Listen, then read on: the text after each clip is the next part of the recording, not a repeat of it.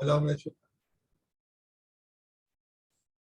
bonjour tout le monde, dans n'importe quel coin du monde où nous sommes, nous avons tous notre cœur et nos yeux et nos oreilles branchés sur Eretz Israël et on prie à Kadosh Baruch Hu, d'abord que tous ceux qui ont eu se sont fait aujourd'hui attaquer dans cette attaque à Tel Aviv et à Bnei Brak, ainsi que tous nos soldats qui sont en train de Sirut Nefesh Mamash,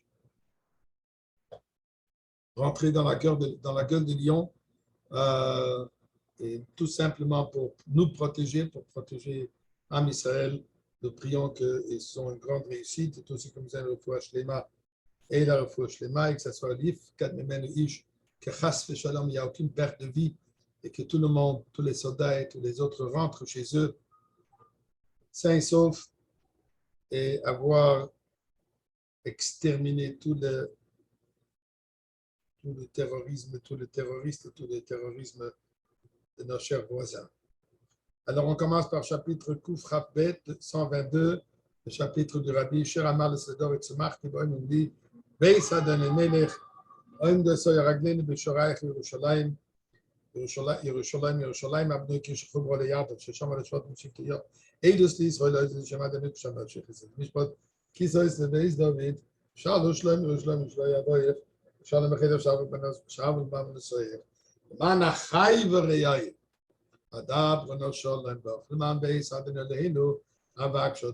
continue chapitre 123, chapitre de la rabbinite Shiramal Selech Hanesos Enai. Ayoshvi Bashomamin, Echin Abel Miad Adenem, Keneshiv Goliath Gibir Tokinenu, Aladrina Chifenenu, Chanenu Adenochenenu, Gravsman Buz Rabba Sobolana Shena Laga Shananim, Abuz Lige Yoilim. Donnons un peu de tzedaka. Torah, Tfila ou tzedaka, ça c'est notre force, ça c'est notre racha. Eh bien, ce que j'ai mentionné tout à l'heure, le fait que nos chers amis, nos chers frères et sœurs, soldats qui se trouvent dans la gueule du lion, dans la cage du lion, ça me rappelle aujourd'hui très propice l'histoire avec l'Or HaChaim HaKadosh. Aujourd'hui, c'est le 15e jour du mois de Tammuz, c'est la Hiloula de Yortzeit de Or HaChaim HaKadosh, Rabbi Chaim Ben Attar, connu sous le nom Or HaChaim HaKadosh. Très peu qui se sont dans l'histoire juive qui se sont appelés par le nom Kadosh. Sur la Ria Kadosh, on dit le Shelo HaKadosh, Or HaChaim HaKadosh. Histoire qui est racontée qu'il était artisanat dans les bijoux et toute une histoire, le sultan qui était furieux, qui ne lui a pas préparé les bijoux à temps voulu, il a jeté dans la cage de lion. Ça, c'était l'habitude de ce sultan. C'est comme ça qu'il dégageait les gens qui l'énervaient ou qui le contrariaient. Quand ils ont rentré, le Or HaChaim HaKadosh, il a demandé qu'on nous laisse prendre avec lui son talit, cette filine et son sidour. Bien sûr que les gardiens se sont moqués. Qu'est-ce que tu penses? Tu vas faire Miftsaïm avec les lions? Cholafan, ils l'ont mis dans la cage et miraculeusement, ils ne l'ont pas touché. Non seulement qu'ils ne l'ont pas touché, ils se sont tous accoutés près de lui pour le protéger, pour être à côté de lui. Ils écoutaient comment il était en train de faire sa prière et son étude de Torah. Après 3 jours, quand ils sont revenus pour nettoyer la cage, quand ils ont vu cette image, ils ont fait venir le sultan et le sultan s'est excusé, il a demandé pardon, etc. etc. Qu'est-ce que ça veut dire? Or HaChaim HaKadosh, il vivait déjà dans l'époque de la Géoula. Or HaChaim HaKadosh, pour lui, le Galout n'était pas une réalité. Pour lui, la réalité était la Géoula. Comme il a marqué, dans le temps de la Géoula, qu'au temps de la Géoula, le lion et le mouton vivront ensemble. Qu'est-ce que ça veut dire? Que l'agressivité de l'animal ne serait plus là. L'Or HaChaim HaKadosh, ça s'est manifesté dans sa vie, sur sa propre peau. Il vivait déjà cette ambiance de la Géoula qui a eu l'effet sur les animaux. Sa kedusha a complètement imprégné son environnement animal. Et pour cela, les animaux n'ont pas pu l'affecter, au contraire. Alors, ça c'est juste une petite introduction. Alors, nous disons ça aujourd'hui que Bezrat Hashem, tous les soldats qui se trouvent maintenant dans la gueule de lion, des loups, de tout ce que vous voulez là-bas, de ces terroristes, ces tueurs, alors que Dieu les protège et qu'ils éliminent tous les dangers qui sortent de là-bas. La meilleure solution serait qu'on n'aurait même pas besoin de faire tout cela, qu'on soit déjà dans le temps, comme le Rambam dit. D'après le Rambam, quand il dit le Gorzev Im Keves, ici fait allusion aux lions, à nos voisins, les ennemis qui agissent avec nous présentement comme des lions, comme des sauvages. Ils vont tous être transformés, ils vont commencer à vivre en paix, ils vont nous laisser en paix, ils vont vivre d'une manière comme il se doit, suivre les Sheva Mitzvot Bnei Noach. C'est ça ce que le Rambam dit, comme le Rebbe explique, ça c'est la première étape du temps de la Géoula. Bon. Je ne vais pas m'attarder là-dessus maintenant, ce n'est pas ça le sujet, c'était juste de passage, une introduction au sujet aujourd'hui, il a marqué B'zchut Nashim Tzidkoniyot Nigalu Avotenu Mimitzrayim. C'est au mérite des femmes pieuses, des femmes virtueuses, que nous avons été libérés d'Égypte. Comme le Rebbe dit qu'il mettait Israël et Mitzrayim à Ren Unifloes, tel que ça a été dans le passé à la sortie d'Égypte, de la même manière sera à la sortie du Galout présent. Donc aujourd'hui aussi, c'est grâce aux Nashim Tzidkaniyot, avec leur foi, leur conviction, leur engagement,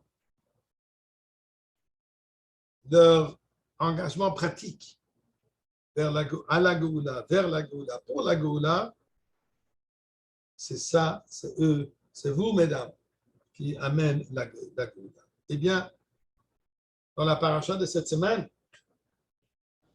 je vais prendre le fromage.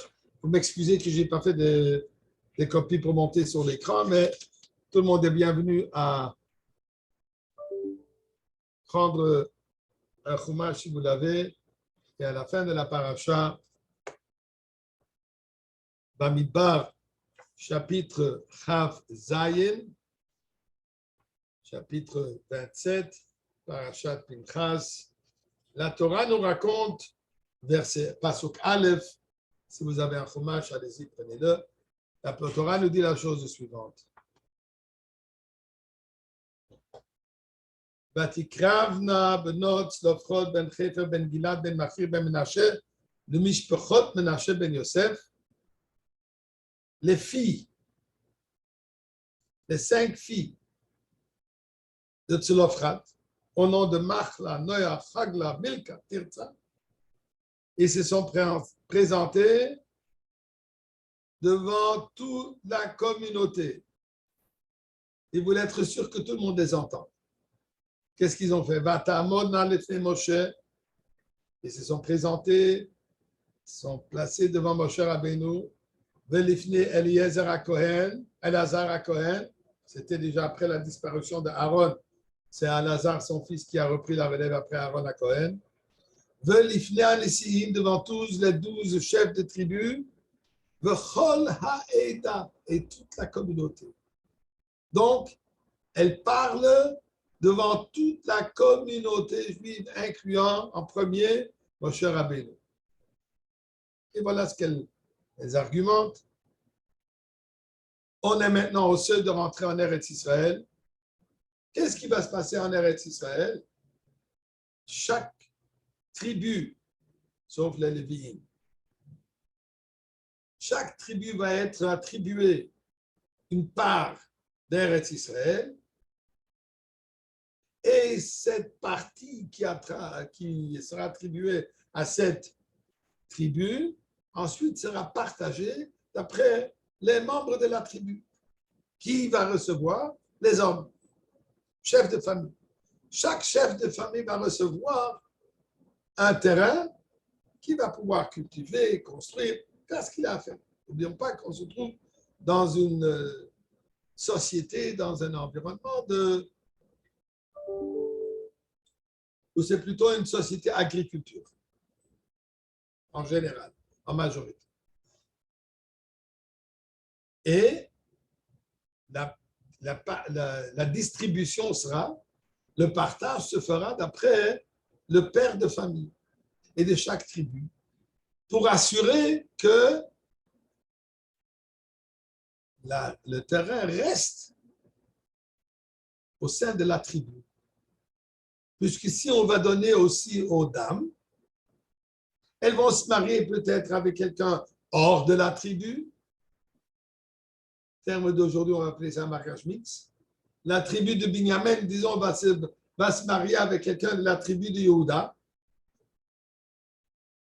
Et qu'est-ce qui va se passer? Maintenant, le terrain qui appartient à cette femme partira de la tribu de Binyamin pour aller à la tribu de Yehuda, chose qu'on ne voulait pas. Donc, la Torah nous dit que comment va se passer?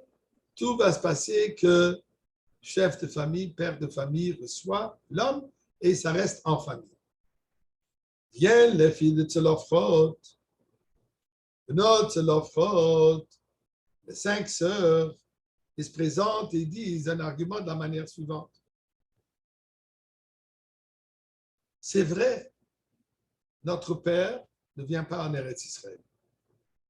Mais lui, il ne vient pas en Eretz Israël, pas puisqu'il a fauté avec les Meraglim. Au contraire, lui n'était pas impliqué. Lui, il est décidé pour des raisons personnelles. Lui, il n'était pas puni puisqu'il ne voulait pas monter en Eretz Israël après que les Meraglim sont venus et ont découragé tout le monde de monter en Eretz Israël. Non. Lui, il est mort. L'histoire de Tzlafrot, c'était le Kosheshetim. Après que la Torah a été donnée, lui, il est parti Misirut Nefesh pour montrer qu'effectivement, si quelqu'un transgresse Shabbat, il y a une peine de mort. Donc, lui, il est mort, qui peut retomer, comme il dit. Il est mort de son propre péché. Et où est le problème? Il n'a pas de fils, il n'a que des filles. Donc, il n'y a pas de famille Tzlofrot.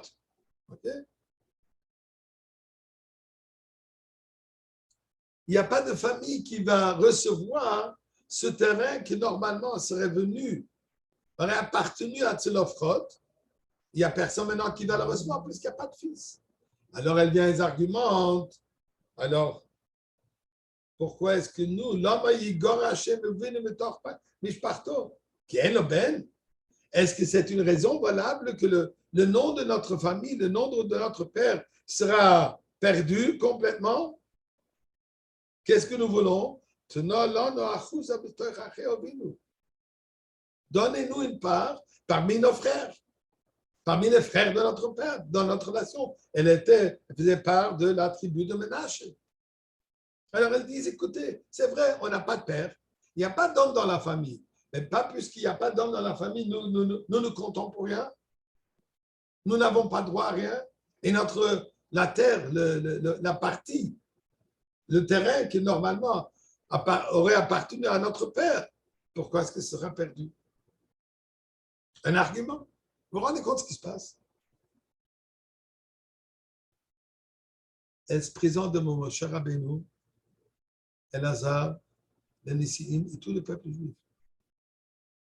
Elles ont ce courage, cette force, d'une certaine manière, d'aller à l'encontre de quoi? De tout ce que Am Israël va faire. Tout le monde sait, on va rentrer en Eretz Israël, nous allons recevoir, les hommes vont recevoir les terrains. Ces 5 filles viennent et argumentent. En bon anglais, not fair, c'est pas juste. Il y a une injustice qui est en train de se faire. Normalement, qu'est-ce que les gens auraient dû dire? Quelle chutzpah, quelle audace. Le cher Abbé nous dit, on va donner à tous les hommes. Et elles viennent et disent non, injuste. Comment est-ce que Moshe Rabbeinu réagit? Vayakrev Moshe mishpatan lifnei Hashem. Moshe Rabbeinu, il admet, je ne sais pas. Rashi nous dit, ça lui a été caché d'une manière ou d'une autre. Le fait est que Moshe Rabbeinu n'avait pas la réponse sur place. Et il n'avait pas honte de le dire. Il dit, I don't know. Je ne sais pas. Mais j'irai me renseigner. Aujourd'hui, quand on pose une question à un rabbin quelque part, quand il n'a pas la réponse, il a son téléphone et tout de suite il rentre chez Google. Il va chercher sur Google.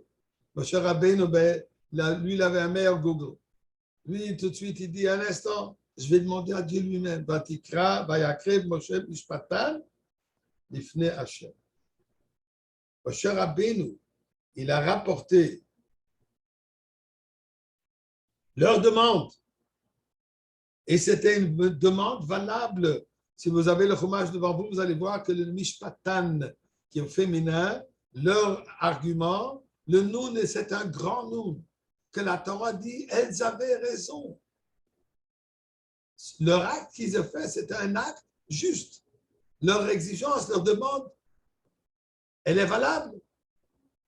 Et qu'est-ce qu'il dit? Et la Torah continue. Vayomer Hashem el Moshe, Dieu dit à Moshe Rabbeinu, Ken benot tzlofot ovot. Elles parlent bien, ils disent bien. Et quoi? On va le leur accorder. Ce n'est pas seulement qu'ils ont un bon argument et j'ai une excuse, une bonne excuse. Non, elles ont raison. Et on va leur accorder leur terrain.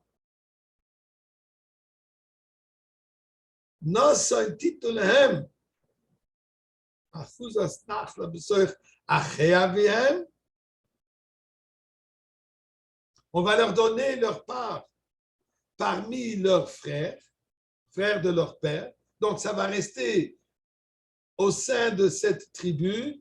On va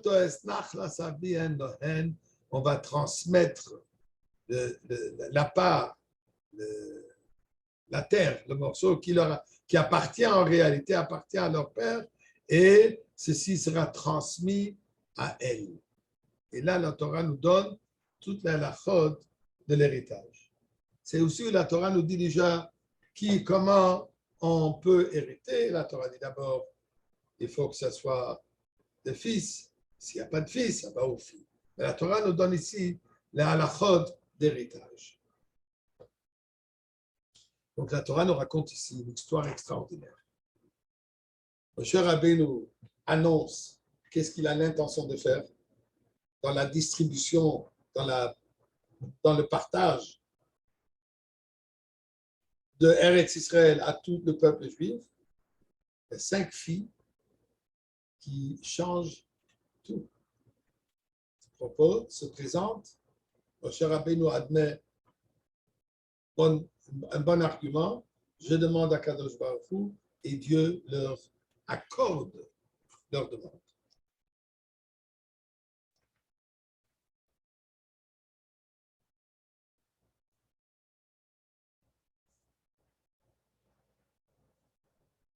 Regardez ce que le Midrash nous dit là-dessus.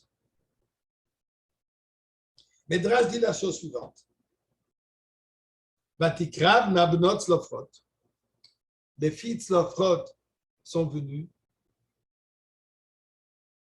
Alors il dit, Oto hadar, cette génération, hanashim hayu godrot ma anashim potzim. C'était les femmes qui sont venues fortifier, godrot, comment on dit Gadaf, clôturer ce que les hommes ont brisé. Dit le Midrash, tout ce que les hommes ils ont brisé, elles sont revenues et elles ont corrigé. Alors il dit la chose suivante. Voilà ce qu'on trouve Shamar Lahem Aaron. On trouve ça quand c'était le moment de Cheta Egel, où Aaron a Kohen pour calmer les esprits. Après, quand ils ont fait, ils se sont trompés en pensant que Moshe Rabbeinu ne revient plus, Aaron leur dit, Porkunis Beazov, débarrassez-vous de tous vos bijoux en or, okay? Amenez ces bijoux, et là on va voir, on va faire quelque chose. Comment il est marqué dans le Passouk? Le Passouk dit, Vaispoku kol ha'am, un instant, c'est dans Shmot, on va retrouver le Passouk, Shmot lamed bet, Pasuk Gimel. Voilà.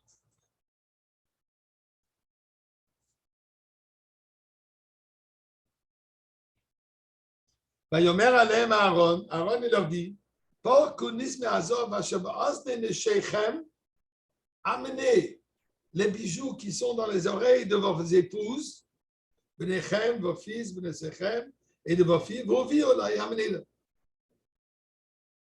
Qu'est-ce qui a marqué dans le Passouk? Donc, Aaron leur dit, amenez-moi les bijoux des femmes. Mais ce n'est pas ça ce qui est arrivé.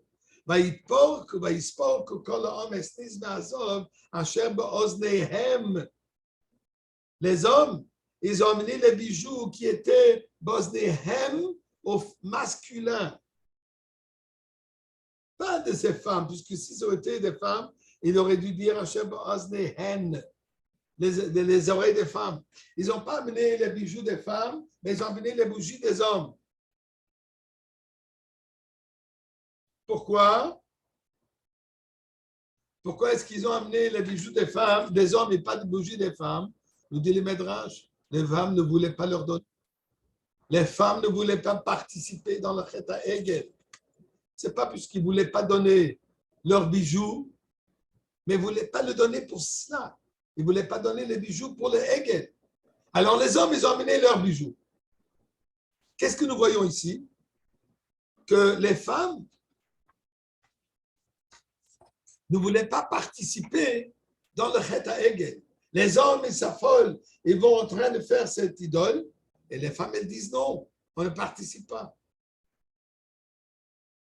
Et pas pour penser, puisque Chas Shalom, puisque c'était un acte avarice, ils ne voulaient pas, puisque plus tard, quand on vient pour le Mishkan, on voit l'inverse. On va retrouver quelque chose de très intéressant. Quand on regarde plus tard pour la construction du Mishkan,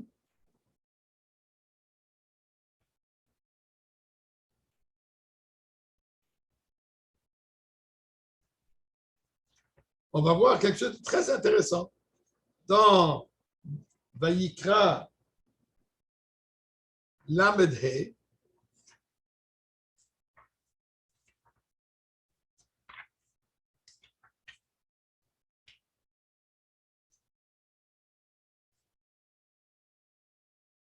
je m'excuse, je monte. Dans la parashat Trouma, Vayakel, là, il y a marqué la chose suivante.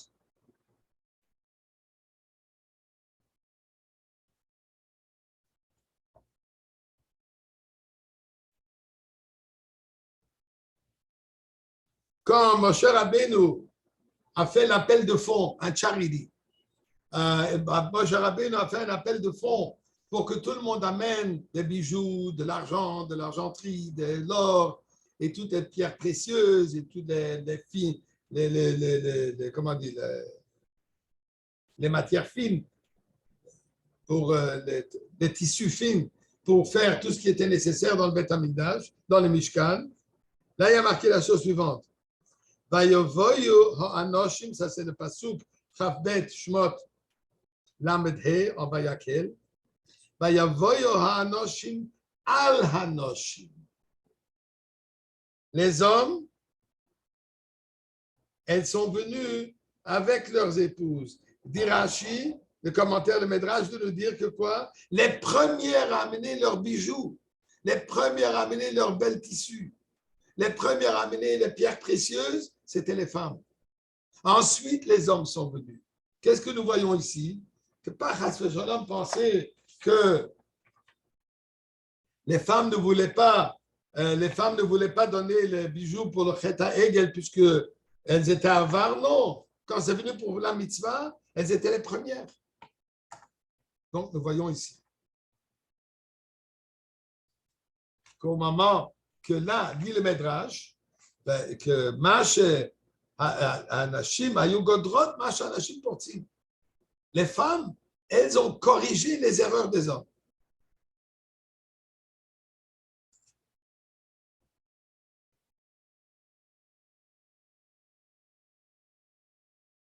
Même à propos des Meraglim, où la Torah dit que les hommes ne pourront pas monter, comment il y a marqué dans le Passouk, ish. Quand Dieu a dit que les hommes ne vont pas pouvoir monter en Eretz Israël, il a marqué ils sont tous décédés. Mais qui ish? Les hommes. Ish, velo isha. Ce n'est pas les femmes. Les femmes, elles étaient prêtes à monter. Cette peine de les personnes de l'âge entre 20 et 60 sont morts dans le Midbar à cause des affaires de Meraglim, les femmes n'étaient pas impliquées. Certaines ont pu mourir à cause de leur âge ou d'autres raisons. Mais ils n'étaient pas punis pour l'affaire de Meraglim. Pourquoi? Puisqu'elles n'étaient pas impliquées. Elles étaient prêtes à monter. C'était les hommes qui ne voulaient pas monter.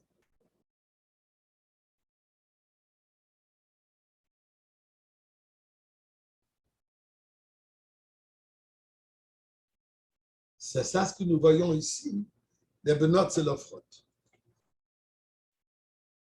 Regardons quelque chose. Encore un point que le Rabbi rapporte. À Matan Torah aussi. Matan Torah, nous voyons plusieurs choses où les femmes étaient la cause, la raison pour recevoir la Torah. Quand Dieu a demandé qui seront les garants, c'était quand les mamans, ils ont levé les enfants, ils ont dit, nous arrivons, nous. Nos enfants sont nos garants. C'est là où Dieu a donné la Torah. Donc, c'est les mamans qui ont compris. Ce sont les enfants. L'avance, là aussi, a marqué. Dieu dit à Moshe Rabbeinu, Kod Tomar le Bet Yaakov, le Tagid de Bnei Israël. C'est comme ça, dit Dieu à Moshe Rabbeinu. Quand Dieu lui dit, tu vas enseigner la Torah au peuple juif, alors il dit, Kod Tomar le Bet Yaakov. C'est de cette manière, c'est comme ça que tu vas parler à Bet Yaakov. Dit le Medrash, qui ça c'est Bet Yaakov? Elu Hanashim. Ça sont les femmes. Peut-être il devrait aussi dire Kotomar le Bet Rivka. Non. Alors, Bet Yaakov, ça veut dire ici, dit le Bet Nashim, les femmes. Le Tagid le Bnei Israël. Alors, d'abord, Rashi nous dit qu'aux femmes, tu vas parler avec douceur, tu vas parler avec gentillesse. Ça, c'est Tomar. Tagid, ça veut dire, ça représente une manière de parler avec force. Ça, c'est aux hommes. Mais aussi, ce qui a marqué ici, comme le Médrage le dit, d'abord, tu vas parler aux femmes. Et ensuite, tu vas parler aux hommes. La question se pose. Pour enseigner la Torah, on aurait dit que d'abord, il faut enseigner aux hommes et ensuite aux femmes. Les femmes n'ont pas une obligation d'étudier toute la Torah. Elles ont une obligation d'étudier les halachot qui sont applicables aux femmes.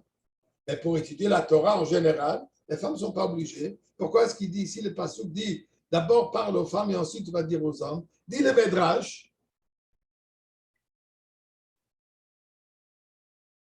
au moment de la création du monde, Dieu a dit à Adam Arishon, il n'a pas dit à Chava, il a dit à Adam Arishon en premier, seul d'abord, non seulement en premier, mais il lui a dit quoi, de ne pas goûter, mais de l'arbre de connaissance, l'arbre de sagesse, ne mange pas. Il n'a pas dit à Chava, il a juste dit à Adam Arishon. Et c'est pour lui ainsi que pour Chava. Qu'est-ce qu'Adam Arishon a fait? Il a dit à Chava, de cet arbre, on n'a pas le droit de manger, on n'a pas le droit de le toucher. Pourquoi est-ce qu'Adam a dit quelque chose que Dieu ne lui a pas dit? Dieu lui a dit ne pas manger. Dans aucun moment, Dieu lui a dit tu n'as pas le droit de le toucher.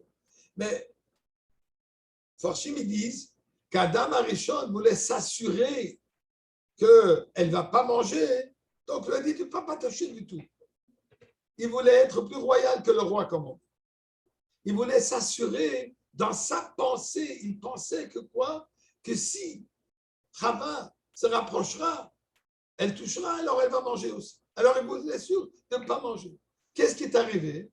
Vient le serpent, pousse Chava, fait toucher l'arbre, et là il lui dit, tu vois, ton mari te raconte des salades.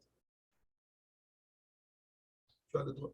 Comme il t'a dit, qu'en touchant, tu n'as pas le droit de toucher, rien n'est arrivé, tu peux manger, rien n'est arrivé. Donc, qu'est-ce qui est arrivé ici? Dit le Médrage, dû à cette erreur d'Adam Arishon, et dû au fait qu'à ce moment-là, le premier commandement que Dieu a donné à l'humanité, à l'être humain, Adam Arishon, est d'abord venu chez l'homme. Et de cela est sorti tout le problème. Dit le Médrage que maintenant, au moment de Matan Torah, Dieu a décidé de faire l'inverse. Je vais d'abord parler aux femmes. D'abord, je vais leur enseigner la Torah, dit Dieu à Moshe Rabbeinu. Quand Omar, le Beth Yaakov, parle directement aux femmes. Fais-leur confiance. Dis-leur la Torah. Et ensuite, tu diras alors. Donc, nous voyons ici la supériorité de la femme dans différentes choses. On a vu ça, Cheta Egel, les femmes n'ont pas participé. Meraglim, les femmes n'ont pas participé. Mishkan, elles étaient les premières à amener pour la construction du Mishkan. La Torah, grâce à elle, et elle en première. Moshe Rabbeinu leur enseigne la Torah avant qu'il a enseigné aux hommes. Si bien pour entrer en Eretz Israël.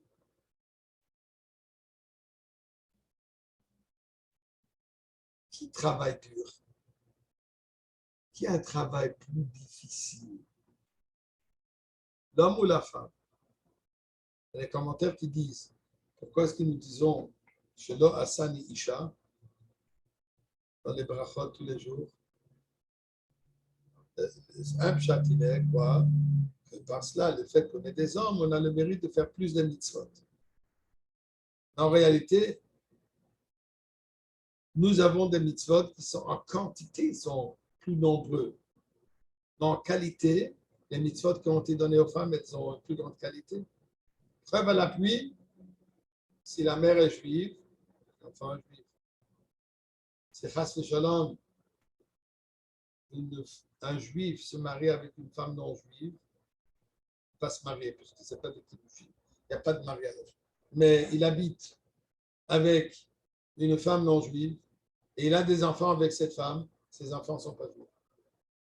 L'inverse, c'est chas v'shalom, une femme non juive vit avec un homme non juif. Je m'excuse, une femme juive vit avec un homme non juif, les enfants sont juifs.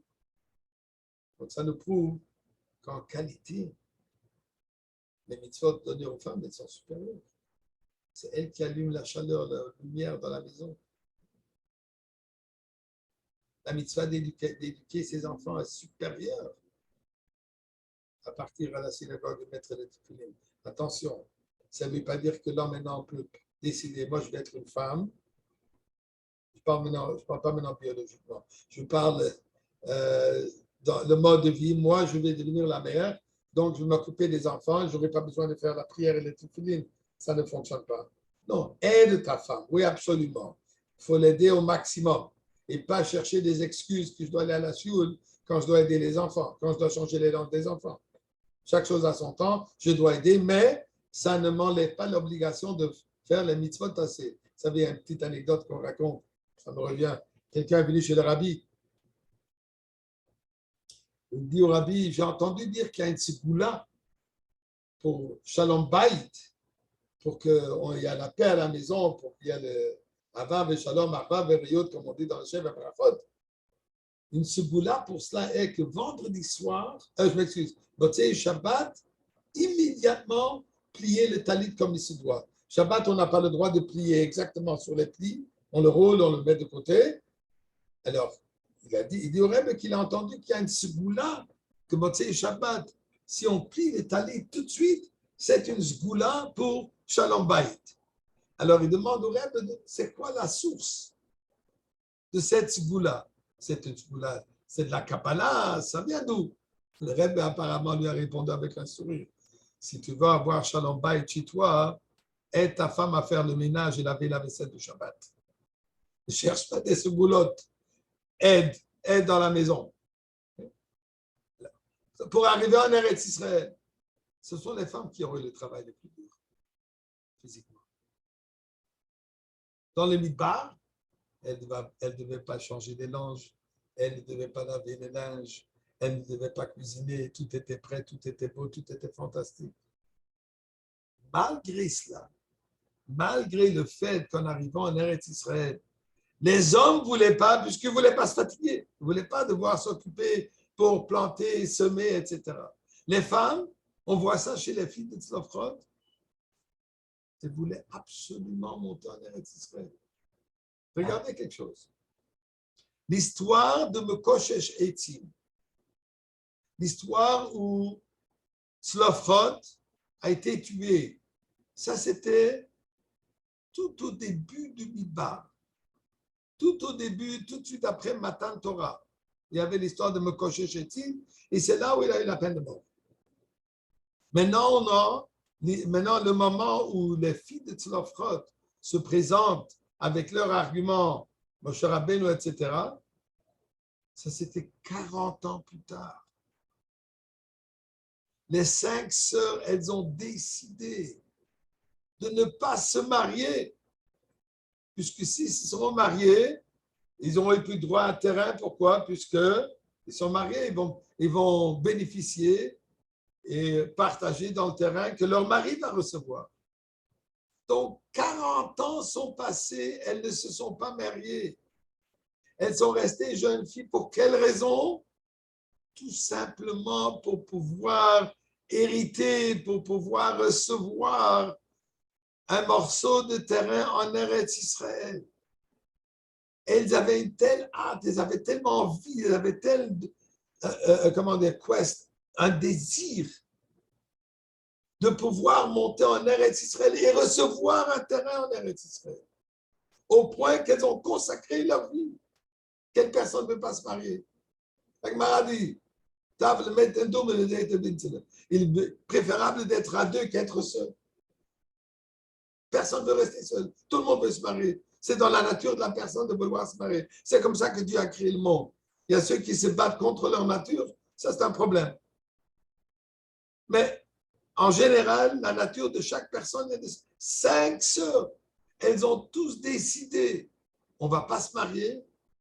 Et elles n'étaient même pas sûres si elles vont recevoir. Tout ça sur une doute. Elles n'étaient pas sûres que Dieu va leur dire qu'elles ont raison. Même sur une doute, ils étaient prêts à consacrer toute leur vie en espérant qu'ils vont mériter d'hériter un terrain en Eretz Israël. Donc, nous voyons ici la qualité de la femme à 3 niveaux. Matan Torah qui représente la raison de la création du monde. Dieu a créé le monde, il a marqué Dieu a créé, il a regardé dans la Torah et il a créé le monde. Qu'est-ce que ça veut dire? La raison d'être de la création du monde, c'est pour pratiquer Torah, pour donner la Torah dans ce monde matériel. Où est-ce que ça se fait? Où est-ce que la Torah peut être, suivie, accomplie en Eretz Israël? Pourquoi? Il y a tellement d'halachot qu'ils ont à faire avec l'agriculture, tous les halachot de Shemitah, Yoval, Leket, Shikropé, etc. Tout cela, ça se passe qu'en Eretz Israël. Shemitah, Yoval, et tout ça sont des halachot, des mitzvot, qui dépendent, même Trouma ou Maaser, tout ça sont des mitzvot, agriculture, Bidoraïta, bibliquement, qui ne s'appliquent qu'en Eretz Israël. Donc, nous voyons comme ça. Par rapport à Torah, les femmes, première.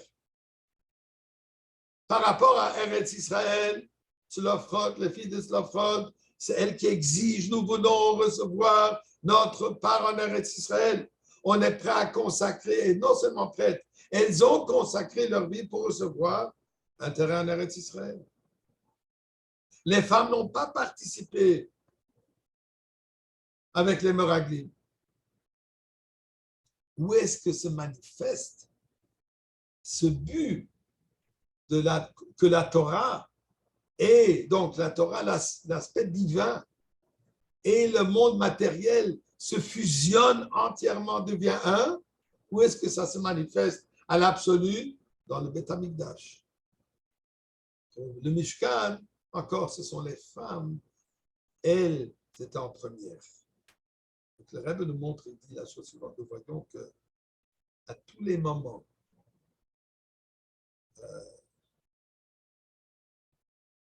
les plus importants dans l'histoire, depuis la création jusqu'au fin du jour, tout ça, c'est le mérite des femmes. Et la Torah dit, Ken benot slofrot dovrot. Elles parlent bien. Elles ont raison. Et c'est ça ce qu'il est dit. On est sorti d'Égypte grâce à leur mérite. Pourquoi? Elles avaient la foi absolue. Leur foi s'est manifestée au moment du Kriyat Yam Souf, où tous les hommes ont perdu les pédales. Elles sont restées confiantes. Moshe Rabbeinu nous a dit qu'il nous sort, on sort. Symbole de cette confiance, le tambourin.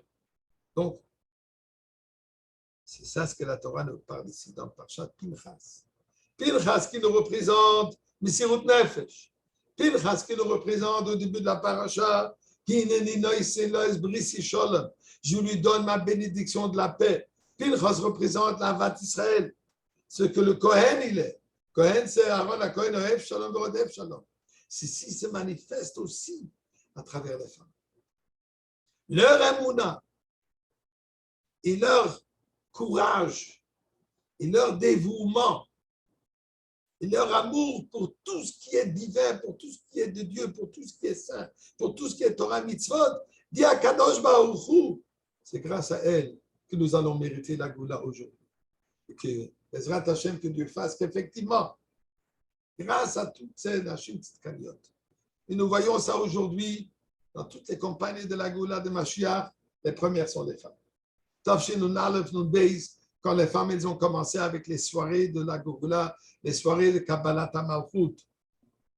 Le Rebbe leur-même, ils ont invité, il y avait un grand Melav Malka où c'était censé être le Melav Malka de Kabbalat HaMalchut, accepter la royauté du Rebbe comme El HaMashiach. Elles ont invité le Rebbe, que le Rebbe vienne. Le Rebbe leur a pas dit non. Le Rebbe leur a envoyé une bracha pour le succès de cette soirée. Le Rebbe les a encouragés. À tel point qu'à un certain moment, chaque fois qu'ils voulaient faire quelque chose, ils ont demandé au Rabbi quoi faire. À un certain moment, le Rebbe leur a répondu, vous n'avez pas besoin de demander chaque chose. Agissez comme vous comprenez. Le Rebbe leur a donné carte blanche. Agissez comme vous comprenez. Vous êtes dans la bonne voie. Bonne Jolallah, grâce à ces Nashim Tzidkaniot d'alors, grâce aux Nashim Tzidkaniot d'aujourd'hui, qu'on se retrouve déjà maintenant même à l'entrée principale du Beth Amikdash. Et là, nous aurons la Geoula finale où le Rebbe Melech HaMashiach sera dévoilé comme les femmes elles étaient les premières à déclarer le Rebbe Melech HaMashiach. Rendez-vous à l'entrée principale du Beth Amikdash. Bye tout le monde.